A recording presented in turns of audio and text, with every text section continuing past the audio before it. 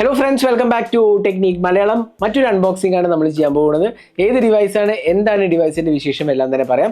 IP68 നമ്മൾ കേട്ടിട്ടുണ്ട്, IP66 കേട്ടിട്ടുണ്ട്, IP67 കേട്ടിട്ടുണ്ട്. അതൊക്കെ സ്മാർട്ട് ഫോണിൽ വന്നിട്ടുണ്ട്. എന്നാൽ IP69 റേറ്റിംഗോടുകൂടിയ സ്മാർട്ട് ഫോൺ എൻ്റെ ഓർമ്മയിൽ ഈ അടുത്ത കാലത്തൊന്നും വന്നിട്ടില്ല എന്നുള്ളതാണ്. അപ്പോൾ IP69 റേറ്റിംഗ്, അത് ഇൻഫാക്ട് ഈ ഡിവൈസിൽ 3 റേറ്റിംഗ് ആണത്. IP66, IP67 other IP68, IP69. അപ്പോൾ 3 റേറ്റിംഗോട് കൂടിയ പുതിയ ഡിവൈസാണ് നമ്മൾ പരിചയപ്പെടുത്താൻ പോകുന്നത്. ഓപ്പോൻ്റെ F27 Pro Plus 5G. അപ്പോൾ ഈ റേറ്റിംഗിനെ കുറിച്ച് പറയുമ്പോൾ തന്നെ നമുക്കറിയാൻ സാധിക്കും ഇതിൻ്റെ ഇമ്പോർട്ടൻ്റ് ആസ്പെക്റ്റ്, ഇതിൻ്റെ ഡിസൈനും ഡ്യൂറബിലിറ്റി ആസ്പെക്റ്റുമാണ് ഓപ്പോ മുന്നോട്ട് വയ്ക്കുന്നത്.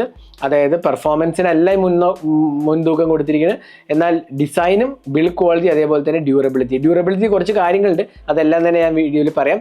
അപ്പോൾ IP69 ജസ്റ്റ് ഒരു ബ്രീഫ് പറയാം. അത് high pressure water jet withstand ചെയ്യുന്നുള്ളതാണ്. അപ് ടു 80 ഡിഗ്രി ടെമ്പറേച്ചർ ഇവർ വിത്ത്സ്റ്റാൻഡ് ചെയ്യുന്നുള്ളതാണ് IP69 റേറ്റിംഗ്. IP68 IP66 നമുക്ക് ഓൾറെഡി അറിയാവുന്ന കാര്യങ്ങളാണ്. ഞാൻ അതിനെക്കുറിച്ചൊരു വീഡിയോ ചെയ്തിട്ടുണ്ട്, പോയി കാണാവുന്നതാണ്. അപ്പോൾ ഓപ്പോയിലേക്ക് വരാം. ഓപ്പോ F27 Pro Plus 5Gയിൽ നമുക്ക് കിട്ടുന്നത് ഈ 3 റേറ്റിംഗ് ആണ്. അതിനൊപ്പം തന്നെ gorilla glass Victus 2 military grade toughness അല്ലെങ്കിൽ റിജിഡ് സ്റ്റാൻഡേർഡ്സ് ആണ് കൊടുത്തിരിക്കുന്നത്. അപ്പോൾ വളരെ സ്ട്രോങ് ആൻഡ് റിജിഡ് ഡിവൈസാണ്.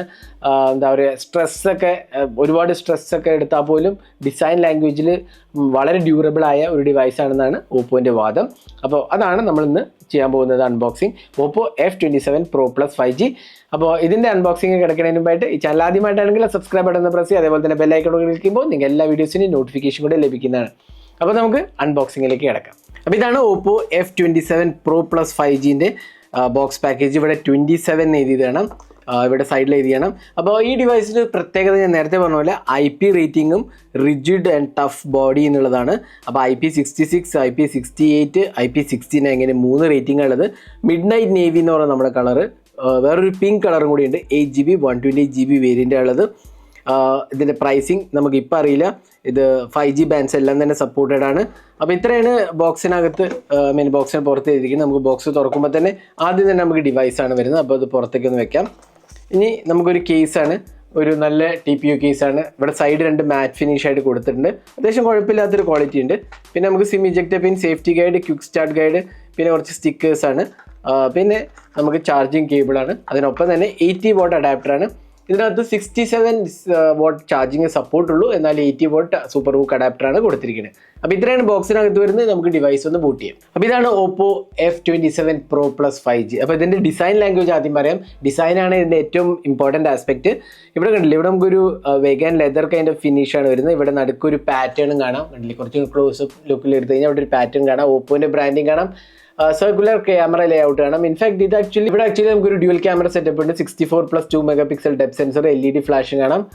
ഇവിടെ ഒരു സർക്കുലർ റിംഗ് ഉണ്ട്. അത് ഒരു ക്യാമറേൻ്റെ ഒരു പുറത്തൊരു റിംഗ് കൊടുത്തിട്ട് കുറച്ചൊരു ഭംഗിക്ക് വേണ്ടിയിട്ട്. ഇവിടെ നമുക്ക് നല്ലൊരു കേർവ് ഫിനിഷാണ്. ഇവിടെ power and volume keys, in display finger print സ്കാനറാണ്. പിന്നെ ഇവിടെ നമുക്ക് സിം ട്രേയും USB Type-C port, speaker unit ആണ്, ഡ്യുവൽ സ്റ്റീരിയോ സ്പീക്കേഴ്സാണ്. ഇവിടെ സൈഡിൽ ഓപ്പണിങ്സ് സ്ലോട്ട്സ് ഒന്നുമില്ല. ഫ്രണ്ട് പാനലിൽ പഞ്ച് ഹോൾ 8 മെഗാപിക്സൽ സെൽഫി ക്യാമറയുള്ളൂ. അത് ക്വൈറ്റ് സർപ്രൈസിങ് ആണ്. ഈ വിലയ്ക്കുള്ള പ്രൈസിങ് ഡിവൈസിന് 8 മെഗാപിക്സലേ കൊടുത്തിട്ടുള്ളൂ എന്നുള്ളതാണ് ഒരു പോരായ്മ. അപ്പോൾ നമുക്ക് ഡിവൈസിൻ്റെ ബാക്കിയുള്ള കാര്യം പറയുകയാണെങ്കിൽ ഇതൊരു വളരെ റിജിഡ് അല്ലെങ്കിൽ ഒരു മിലിറ്ററി ഗ്രേഡ് സ്റ്റാൻഡേർഡ് സർട്ടിഫിക്കേഷനുള്ള ഡിവൈസാണ്. അപ്പോൾ വളരെ എന്താ പറയുക, എക്സ്ട്രീം കണ്ടീഷൻസിലൊക്കെ യൂസ് ചെയ്യാവുന്നതാണ്. അതിനൊപ്പം തന്നെ IP69 റേറ്റിംഗ് ഉണ്ട്. അത് ഹൈ പ്രഷർ വാട്ടർ ജെറ്റ്സും അതേപോലെ ഹയർ ടെമ്പറേച്ചർ വാട്ടർ ജെറ്റ്സും ചെയ്താലും ഒട്ടും തന്നെ ഇതിനകത്ത് ഇമ്പാക്റ്റ് ഉണ്ടാവില്ല. അതായത് up to 80 degrees water jet അടിച്ചാൽ പോലും ഇതിനകത്ത് വരില്ല. പിന്നെ IP68 ഓൾറെഡി ഉണ്ട്, നമുക്കറിയാലോ. 1.5 മീറ്റർ ഡെപ്തിൽ 30 മിനിറ്റ് വെച്ചാലും വെള്ളം കയറില്ല. പിന്നെ IP66 dust and splash resistant ഉണ്ട്. അപ്പോൾ ഇങ്ങനെ 3 റേറ്റിംഗ് ആണ് ഇതിലുള്ളത്. അപ്പോൾ തന്നെ മനസ്സിലാവും. അപ്പോൾ ഡിസൈൻ ആൻഡ് ബിൽഡ് ക്വാളിറ്റിക്കാണ് ഇമ്പോർട്ടൻസ് കൊടുത്തിരിക്കുന്നത്. അപ്പോൾ അതിനൊപ്പം തന്നെ ഗോറില്ല ഗ്ലാസ് 2 വിക്ടസ് സപ്പോർട്ടും ഉണ്ട്. അപ്പോൾ വളരെ സ്ട്രോങ് ആൻഡ് റിജിഡ് ഡിസ്പ്ലേ ആണ്. അപ്പോൾ ബ്രേക്ക് ഉണ്ടാവില്ല എന്നുള്ളതാണ് ഓപ്പോൻ്റെ ക്ലെയിം. അപ്പോൾ വളരെ സ്ട്രോങ് ആയ മിലിറ്ററി ഗ്രേഡ് സ്റ്റാൻഡേർഡ്സ് ആണ് ഓപ്പോ അവകാശപ്പെടുന്നത്. അപ്പോൾ ഇത്രയാണ് ഇതിൻ്റെ ഡിസൈൻ ആസ്പെക്റ്റ്. ഡിസൈൻ ബെസൽസും കുഴപ്പമില്ല, മിനിമലാണ്, അത്യാവശ്യം മിനിമൽ ബെസൽസ് ആണ്. ഒരു പഞ്ച് ഹോൾ സെൽഫി ക്യാമറ ആണ്, കർവ് ഡിസ്പ്ലേ ആണ്, നല്ലൊരു ഇൻഹാൻഡ് ഫീലൊക്കെ ഉണ്ട്, നല്ലൊരു പ്രീമിയം ഡിവൈസിൻ്റെ ഫീലൊക്കെ ഇതിനകത്ത് കൊടുത്തിട്ടുണ്ട്. അപ്പോൾ ഇതാണ് ഡിസൈൻ തന്നെയാണ് ഇതിൻ്റെ ഒരു ഇമ്പോർട്ടൻ്റ് ആസ്പെക്റ്റ്. ഞാൻ അടുത്ത ഡിസ്പ്ലേയിലേക്ക് പോകാം. നമുക്കിവിടെ ഒരു AMOLED 120 Hz refresh rate display ആണ് കൊടുത്തിരിക്കുന്നത്. അപ്പോൾ നമുക്ക് ഡിസ്പ്ലേൻ്റെ സെറ്റിങ്സ് പോയി കഴിഞ്ഞാൽ display brightness screen refresh rate ഹൈയിലാണ് സെറ്റ് ചെയ്തിരിക്കുന്നത്. 16:120 ആണ് വരുന്നത്. പിന്നെ ടച്ച് റെസ്പോൺസും നല്ലതാണ്, നല്ല സ്മൂത്താണ്. കളേഴ്സ് ആണെങ്കിൽ നല്ല വൈബ്രൻറ്റ് കളേഴ്സായിട്ട് എനിക്ക് തോന്നി. അതിനൊപ്പം തന്നെ നമുക്ക് 120 ഹെർട്സ് റിഫ്രഷ് റേറ്റ് ഉണ്ട്. പിന്നെ വീഡിയോസൊക്കെ വാച്ച് ചെയ്യാനൊക്കെ നല്ലൊരു ക്വാളിറ്റി ഡിസ്പ്ലേ എന്ന് പറയാം. പിന്നെ ഗോറില്ല ഗ്ലാസ് വിക്ടസ് 2 സപ്പോർട്ടും ഉണ്ട്. അപ്പോൾ മൾട്ടിമീഡിയ കണ്ടന്റ് കൺസപ്ഷനൊക്കെ നല്ലൊരു ക്വാളിറ്റി ഡിസ്പ്ലേ എന്ന് പറഞ്ഞാൽ നല്ല റിച്ചർ ടോൺസും വിവിഡ് കളേഴ്സും ഒക്കെയാണ് കൊടുത്തിരിക്കുന്നത്. അപ്പോൾ ഡിസ്പ്ലേൻ്റെ കാര്യത്തിൽ എനിക്ക് പരാതികളൊന്നും തന്നെ എനിക്ക് കണ്ടില്ല, അല്ലെങ്കിൽ പോരായ്മകളൊന്നും തന്നെ കണ്ടില്ല. ഞാൻ അടുത്ത സോഫ്റ്റ്വെയറിലേക്ക് പോകാം. ഓപ്പോൻ്റെ കളർ OS ആണ് വരുന്നത്. അപ്പോൾ ഇതാണ് സെറ്റിങ്സ്. നമുക്ക് കഴിഞ്ഞാൽ about device, colour OS version 14, Android 14 out of box ആണ് വരുന്നത്. അപ്പോൾ ഇതാണ് ഡിവൈസിൻ്റെ ഡീറ്റെയിൽസ് പറഞ്ഞാൽ ആൻഡ്രോയിഡ് 14 ആണ് വരുന്നത്. നമുക്കിവിടെ റെഗുലർലി കിട്ടുന്ന എല്ലാ ഓപ്ഷൻസും കാണാം. സ്പെഷ്യൽ ഫീച്ചേഴ്സ് പോയ flexible window, quick return, split view, smart gestures, ഇങ്ങനത്തെ ഓപ്ഷൻസ് എല്ലാം ഉണ്ട്. കസ്റ്റമൈസേഷൻ ഓപ്ഷൻസ് ഉണ്ട്. അതേപോലെ നമുക്ക് ജനറലി ഓപ്പോൻ്റെ എല്ലാ ഡിവൈസിലും കിട്ടുന്ന അതേ ഫീച്ചേഴ്സ് തന്നെയാണ് ഇവിടെ. ഒരുപാട് ബ്ലോട്ട് വെയർസ് ഉണ്ട്, ഇഷ്ടം പോലെ ബ്ലോട്ട് വെയർസ് ഉണ്ട് ഇതിനകത്ത്. ഇതുണ്ടല്ലേ, hot apps, hot games, LinkedIn, music party, അതേപോലെ ഒരുപാടുണ്ട്. ഗെയിംസ് ഉണ്ടല്ലേ, ഒരു 1, 2, 3, 4, 5, 6, 7, 8 ഗെയിംസ് എന്തോ ഇതിനകത്ത് പ്രീ ഇൻസ്റ്റാൾഡ് ആണ്. അതിനൊപ്പം തന്നെ ഹോട്ട് ആപ്സ്, ഹോട്ട് ഗെയിംസ് ഉണ്ട്. അപ്പോൾ ബ്ലോട്ട് വെയർസ് ഒരുപാടുണ്ട് എന്ന് വേണമെങ്കിൽ പറയാം. ഇത് സത്യം പറഞ്ഞത് അവോയ്ഡ് ചെയ്യേണ്ട ടൈം അതിക്രമിച്ചു എന്ന് വേണമെങ്കിൽ പറയാം. ഞാൻ എപ്പോഴും തന്നെ പറയാറുള്ളതാണ്, ഒരുപാട് ബ്ലോട്ട് വെയർസ് ഇതിനകത്ത് പ്രീ ഇൻസ്റ്റാൾഡ് ആണ്. അപ്പോൾ അതാണ് software experience. Probably bloatwares ഒക്കെ അൺഇൻസ്റ്റാൾ ചെയ്ത് കളയാൻ തോന്നുന്നു. അതെ, അൺഇൻസ്റ്റാൾ ചെയ്ത് കളയാവുന്നതാണ്. എനിക്ക് കളയാൻ പറ്റുന്നുണ്ട്. എന്താ പറയുക, കളയാൻ പറ്റാത്തതായിട്ട് ആപ്സ് ഒന്നും ഇല്ലാന്ന് എനിക്ക് തോന്നുന്നു. എന്നാലും ഒരുപാട് ബ്ലോട്ട് വെയർസ് ഇതിനകത്ത് കൊടുത്തിട്ടുണ്ട് എന്നുള്ളതാണ്. അപ്പോൾ അതാണ് സോഫ്റ്റ്വെയർ എക്സ്പീരിയൻസ് പറയുക. ഓപ്പോൻ്റെ കളർ OS ആസ് സച്ച് കുഴപ്പമില്ല. ഈ ബ്ലോട്ട് വെയർസ് ഒക്കെ ഒന്ന് ക്ലീൻ അപ്പ് ചെയ്താൽ നല്ലൊരു കുഴപ്പമില്ലാത്ത ഒരു UI എക്സ്പീരിയൻസ് ആണ് പ്രൊവൈഡ് ചെയ്തിരിക്കുന്നത്. ഇനി ഇതിനകത്ത് പ്രോസസ്സറിലേക്ക് വരാം. Dimensity 7050 ഒക്ടോകോ പ്രോസസ്സറാണ്. അത് ഡെഫിനറ്റ്ലി ഈ പ്രൈസ് സെഗ്മെൻറ്റിന് അനുയോജ്യമായ ഒരു പ്രോസസ്സർ അല്ല മീഡിയാടെക്കിൻ്റെ Dimensity 7050. അതായത് 20,000 രൂപയ്ക്ക് താഴെ വരെ ഈ പ്രോസസ്സർ ഉള്ള ഡിവൈസസ് ഉണ്ട്. അപ്പോൾ ആ പ്രൈസ് സെഗ്മെൻറ്റിലാണ് ഇത് ആക്ച്വലി സ്യൂട്ടഡ്. അപ്പോൾ ഇതിൻ്റെ ആൻറ്റിറ്റ്യൂഡ് സ്കോർ എന്ന് പറഞ്ഞാൽ അറൗണ്ട് 4.5 to 5 lakhs അടുത്താണെന്ന് എൻ്റെ ഓർമ്മ. 4 lakhs to 5 lakhs അടുത്താണ് വരുന്നത്. ഒരു എൻട്രി ലെവൽ അല്ലെങ്കിൽ ഒരു മിഡ് ബഡ്ജറ്റ് സെഗ്മെൻറ്റ് പ്രോസസ്സറാണ്. ഇത്രയും പ്രൈസ് സെഗ്മെൻറ്റിന് ഒട്ടും തന്നെ അനുയോജ്യമായ ഒരു പ്രോസസ്സർ അല്ല, അതിലൊരു സംശയമില്ല. അപ്പോൾ പെർഫോമൻസിനല്ല ഇവിടെ മുൻതൂക്കം കൊടുത്തിരിക്കുന്നത്. ഇവിടെ മുൻതൂക്കം കൊടുത്തിരിക്കുന്ന ആ റഗഡ് ഫീലും ഡിസൈനും IP റേറ്റിങ്ങിനുമാണ് മുൻതൂക്കം കൊടുത്തിരിക്കുന്നത്. അതുകൊണ്ടാണ് പ്രോസസ്സറിൽ വലിയൊരു ഇത് കൊടുത്തിട്ടില്ല എന്ന് വേണമെങ്കിൽ പറയാം.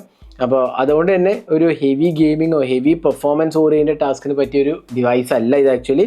അപ്പോൾ പെർഫോമൻസ് പ്രോബ്ലി കുറച്ചൊരു എന്താ പറയുക ബാക്കിലോട്ട് നിൽക്കുന്ന കാര്യമാണെന്ന് ഡെഫിനറ്റ്ലി പറയാവുന്നതാണ്. 8 GB റാമും പിന്നെ അറൗണ്ട് 120 GB സ്റ്റോറേജുമാണ് നമ്മുടെ കയ്യിലുള്ള ഡിവൈസിൽ തന്നിരിക്കുന്നത്. അത് ഡ്യുവൽ 5G സപ്പോർട്ട് ഉണ്ട്. 5G എല്ലാ ബാൻഡ്സും തന്നെ സപ്പോർട്ടഡ് ആണ്. പക്ഷേ സിംഗിൾ സ്പീക്കറിലോട്ടും ഡ്യുവൽ സ്റ്റീരിയോ സ്പീക്കേഴ്സ് ഇല്ല. ഞാൻ നേരത്തെ പറഞ്ഞപ്പോൾ സ്റ്റീരിയോ സ്പീക്കേഴ്സ് പറയേണ്ടായി, എന്നാൽ അത് സ്റ്റീരിയോ സ്പീക്കേഴ്സ് അല്ല, അത് മിസ്റ്റേക്ക് പറ്റിയതാണ്. സിംഗിൾ സ്പീക്കറാണ് വരുന്നത്. അതും എഗെയിൻ ഒരു ഡൗൺ സൈഡാണ് ഈ പ്രൈസ് സെഗ്മെൻറ്റിൽ. പിന്നെ സൗണ്ട് എക്സ്പീരിയൻസ് നല്ലതാണ്, അത്യാവശ്യം നല്ല ലൗഡായിട്ടുള്ള സ്പീക്കറാണ്. പക്ഷേ ഡ്യുവൽ സ്റ്റീരിയോ സ്പീക്കേഴ്സ് ഇല്ല. പിന്നെ ഇൻ ഡിസ്പ്ലേ ഫിംഗർ പ്രിന്റ് സ്കാനറാണ് കൊടുത്തിരിക്കുന്നത്. അപ്പോൾ അതും അത്യാവശ്യം കുഴപ്പമില്ലാത്ത ഒരു ഫീച്ചറായിട്ട് പറയാം. അപ്പോൾ ഇതാണ് പെർഫോമൻസ് സൈഡിൽ പറയുക. കുറേ പോരായ്മകളുണ്ട്. കാരണം എന്താ വെച്ചാൽ ഡ്യുവൽ സ്റ്റീരിയോ സ്പീക്കേഴ്സ് ഇല്ല. അതേപോലെ തന്നെ പ്രോസസ്സർ അത്രയ്ക്ക് ഒരു പവർഫുൾ അല്ല എന്നുള്ളത് വേറൊരു കാര്യമാണ്. ഈ പ്രൈസ് സെഗ്മെൻറ്റിൽ നല്ല പവർഫുൾ പ്രോസസ്സേഴ്സ് കിട്ടുന്ന ഒരു എക്സ്പീരിയൻസ് ഇതിനകത്തില്ല എന്ന് വേണമെങ്കിൽ പറയാം. ഇനി ക്യാമറയിലോട്ട് വേണമെങ്കിൽ ക്യാമറയിലൂടെ നമുക്ക് കിട്ടുന്നത് 64 MP പ്രൈമറി ക്യാമറ, അത്രേ ഉള്ളൂ. വേറെ ഒന്നും തന്നെ ഇല്ല. ഡെപ്ത് സെൻസർ മാത്രമേ ഉള്ളൂ. പോർട്രേറ്റിന് വേണ്ടിയില്ല, ഡെപ്ത് സെൻസറാണ്.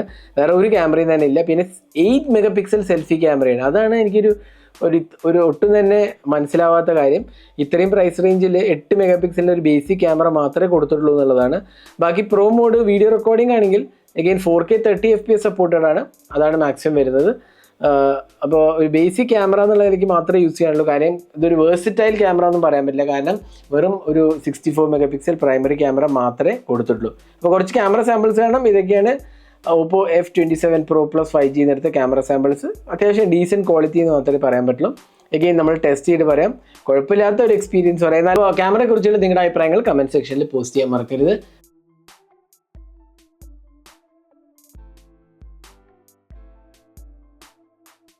ഈ ബാറ്ററിയിലേക്ക് വേണമെങ്കിൽ 5000 mAh ബാറ്ററി, അതിനൊപ്പം തന്നെ നമുക്ക് കിട്ടുന്നത് 67 watt ചാർജിങ് ആണ്. അതും കുഴപ്പമില്ലാത്ത ഒരു സ്പീഡാണ്, ഡീസൻറ്റ് സ്പീഡ് എന്ന് പറയാം. ഈ പ്രൈസ് സെഗ്മെൻറ്റിൽ അഗൈൻ 120 watt 90 watt ഒക്കെ ഉള്ള സെഗ്മെൻ്റ് ആണ്, അല്ലെങ്കിൽ 100 watt ഒക്കെ ഉള്ള സെഗ്മെൻ്റ് ആണ്. അവിടെയാണ് 67 watt ചാർജിങ് ഇടുന്നുണ്ട്. അപ്പോൾ അത് അത്രയും ഫാസ്റ്റ് അല്ല, ഒരു അറൗണ്ട് 50 to 1 hourനുള്ളിൽ ചാർജ് ചെയ്യുമെന്ന് എനിക്ക് തോന്നുന്നു. 5000 mAh ബാറ്ററിയാണ്. ബാറ്ററി ലൈഫ് കുഴപ്പമില്ലാതിരിക്കും, കാരണം എന്താ വെച്ചാൽ അത്യാവശ്യം നല്ല കപ്പാസിറ്റി ഉണ്ട്. ഡിമെൻസിറ്റി 7050 6 nanometer ചിപ്പാണ്, 4 nanometer അല്ല, എന്നാലും അത്യാവശ്യം കുഴപ്പമില്ലാത്ത ബാറ്ററി ലൈഫ് ഡെഫിനറ്റ്ലി നമുക്ക് എക്സ്പെക്ട് ചെയ്യാവുന്നതാണ്. അപ്പോൾ ഇതാണ് Oppo F27 Pro Plus 5Gൻ്റെ അൺബോക്സിങ് ഹാൻഡ്സ് ഓൺ എക്സ്പീരിയൻസ്. അപ്പോൾ അൺബോക്സിങ്ങിലൂടെ നിങ്ങൾക്ക് മനസ്സിലായി കാണും ഓപ്പോ ഇതിനകത്ത് പെർഫോമൻസിനോ അല്ലെങ്കിൽ ക്യാമറയ്ക്കോ അല്ല കാര്യമായ മുൻതൂക്കം കൊടുത്തിരിക്കുന്നത്, എന്നാൽ ഡിസൈനും അതേപോലെ തന്നെ ബിൽഡ് ക്വാളിറ്റിയും അതേപോലെ ഈ IP റേറ്റിങ്ങിനാണ് മുൻതൂക്കം കൊടുത്തിരിക്കുന്നത്. അപ്പോൾ അങ്ങനത്തെ ഒരു ഡിവൈസാണ് ആഗ്രഹിക്കുന്നുണ്ടെങ്കിൽ വളരെ സ്റ്റൈലിഷ് ലുക്കിംഗ് ആണ്. അഗെയിൻ സബ്ജക്റ്റീവാണ്, ചിലർക്ക് ഇത് ഇഷ്ടപ്പെടാം, ചിലർക്ക് ഇത് ഇഷ്ടപ്പെടാതിരിക്കാം. എനിക്ക് പേഴ്സണലി ഇഷ്ടപ്പെട്ടു, കുഴപ്പമില്ലാത്തൊരു ഡിസൈനാണ്. എന്നാൽ പെർഫോമിംഗ് എബിലിറ്റീസും പെർഫോമൻസ് പ്രോസസ്സർ അങ്ങനത്തെ കാര്യത്തിലൊക്കെ ഇത് ഈ സെഗ്മെൻറ്റിൽ പറ്റിയൊരു പ്രോസസ്സർ അല്ല കൊടുത്തിരിക്കുന്നത് എന്നുള്ളതാണ് വേറൊരു പോരായ്മ. പിന്നെ ക്യാമറാസും ജസ്റ്റ് ഒരു primary camera 8 MP selfie camera കൊടുത്തുള്ളൂ, അതും വേറൊരു കാര്യമാണ്. പക്ഷേ ഡിസ്പ്ലേൻ്റെ കാര്യത്തിലും സോഫ്റ്റ്വെയർ കുഴപ്പമില്ല, എന്നാലും ബ്ലോട്ട് വേസ് ഒരുപാടുണ്ട്. സോഫ്റ്റ്വെയർ എക്സ്പീരിയൻസ് ഓവറോൾ കളർ വോയിസിൻ്റെ നല്ലതാണ്. ആ ബ്ലോട്ട് വേസ് ഒക്കെ ഇൻസ്റ്റാൾ ചെയ്ത് കഴിഞ്ഞാൽ കുഴപ്പമില്ല. ഡിസ്പ്ലേ ക്വാളിറ്റി നല്ല, ബാറ്ററി ലൈഫ് നല്ല. അപ്പോൾ ഇതൊക്കെയാണ് മുൻതൂക്കം കൊടുത്ത ആസ്പെക്ട്സ്. എന്നാൽ മുൻതൂക്കം കൊടുക്കാത്തത് ക്യാമറയും പെർഫോമൻസിൻ്റെ കാര്യമാണ്. അപ്പോൾ ഇതായിരുന്നു Oppo F27 Pro Plus 5Gൻ്റെ unboxing hands on video. Video നിങ്ങൾക്ക് ഇഷ്ടപ്പെടുന്നതായിരിക്കും. കൂടുതൽ വീഡിയോസിനായി ചാനൽ സബ്സ്ക്രൈബ് ചെയ്യാൻ മറക്കരുത്. Thanks for watching. Hope to see you next video. Have a great day.